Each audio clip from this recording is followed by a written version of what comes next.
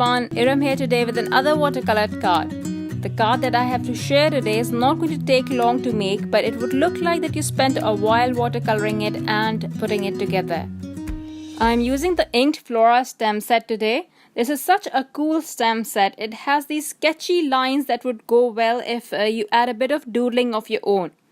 And it would look like everything is hand drawn by you. I think this would work well in art journaling too.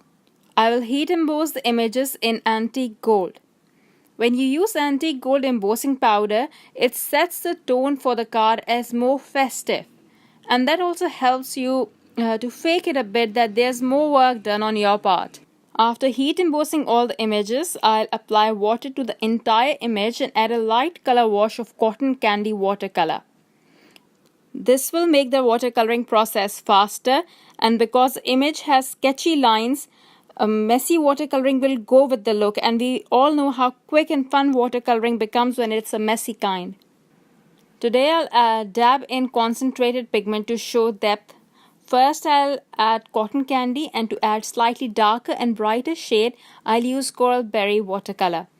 If you are using a water brush, what dabbing will do is add water to that area so that you get a mix of concentrated and diluted color. So there's a range in that color shade, and that is when it starts looking interesting, and it looks like you have added layers of color by letting one layer dry and then adding the next, but in reality that is not the case. So this is another step that falls under the faking it that you worked hard on your project bit. The only thing that you have to watch out while coloring is that try not to add concentrated pigment on the underside of the petal so that we have some distinction between petals.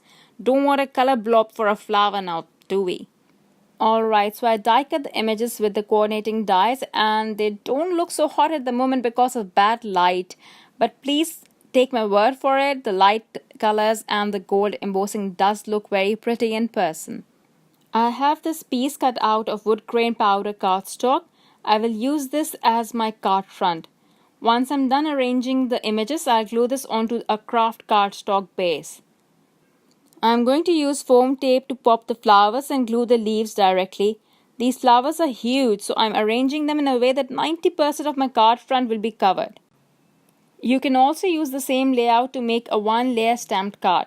But that will take a tad longer because of all the masking you'll have to do, and also it will take away from all the pretend/fake work that we want to show off. You will lose some of that if you don't have dimension. The dimension on today's card is helping me a lot in faking it. Okay, so I'm going to cut off all the excess, the images that are larger than the panel. I'll use these extra bits and add them to add more foliage to my card front. This will make it more fuller and saves you the time of coloring separate images, and other fake it step for you. Now I'll add the sentiment. Since the colors are light and this looks really delicate in person, I thought I'd heat emboss the sentiment on vellum. Again, using antique gold embossing powder so it goes with the rest of the card and also to maintain that pretty look. To add a bit more bling, I'll use the Altenew glitter tape in gold and add a thin strip on the lower edge of the vellum sentiment band. I love this tape and use it in a way that I can take out a couple more strips out of the length that I have cut. So this tape is going to last me a long while.